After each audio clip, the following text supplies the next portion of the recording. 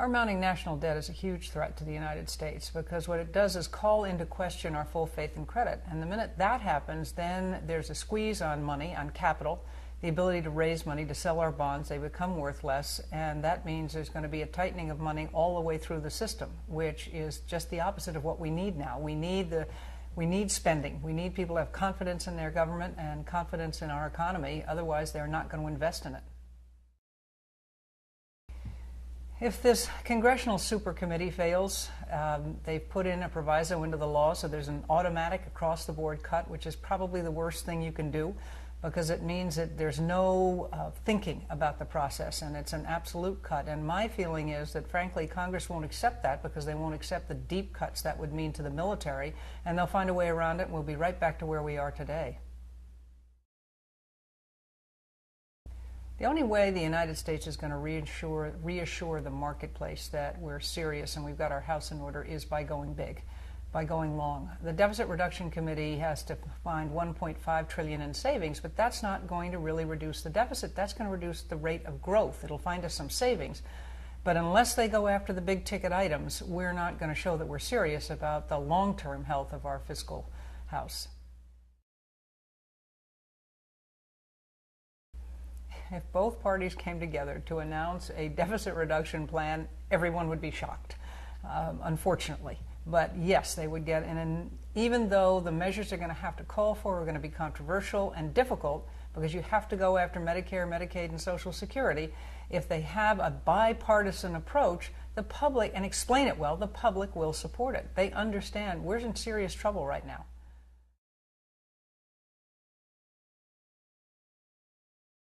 Super committee has to look at everything. There can be nothing that's taken off the table, and it has to be Medicare, Medicaid, Social Security, health care costs, and defense. Nothing can be taken off the table. And they're going to have to look at ways not only to reduce spending, but how to make the tax code more comprehensible and more equitable so that they close some of these loopholes in order to adjust downward some of the basic rates, and that would help to spur growth.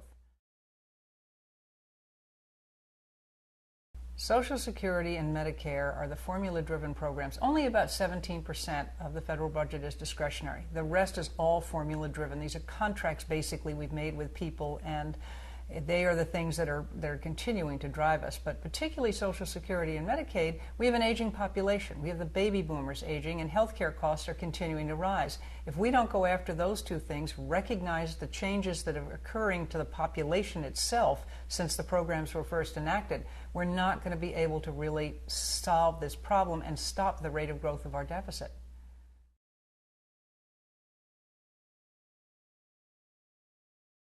Policymakers need to be looking and going big. They need to go beyond the $1.5 trillion. If they can get to $4 trillion, that would be extraordinary. But that's what we're going to have to do if we're really going to get the deficit down as a proportion of our gross domestic product. And that's what puts us on a sound fiscal footing. They're also going to have to enact some things to make sure that future Congresses don't undo what they've done, because it's going to be uncomfortable at times.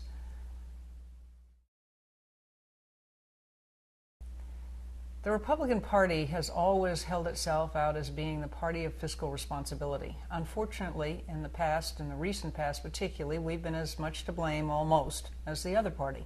And if we're going to get our credentials back, if we're going to be able to look at the American people and say as Republicans, we believe in balanced budgets, we believe in lower taxes, we believe in controlling federal spending, then we're going to have to do something about the federal spending.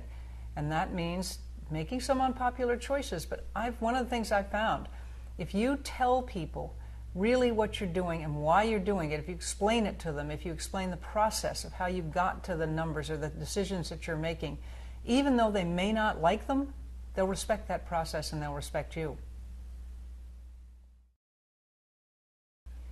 Right now, our political system, particularly in Washington, has gotten so polarized. It's very difficult for me to see a way that they're going to get themselves through this with the super committee. Each side picked members who, in large part, have signed on or have supported a "I'll never do something," whatever it is, which is going to make it difficult to reach a compromise. But hopefully, as they did back in 1970s, when our country was being torn apart with race riots and anti-Vietnam demonstrations, and we had huge issues with the environment, our leaders came together, bipartisan way, and established the laws, most of the laws that today protect our environment. We can do this. We've done it in the past. We need to do it now. This is a very, very serious issue. And if you're going to be a leader, if you ask the people to support you in the polling place and say, I want to represent you, I want to be a leader, then you've got to lead.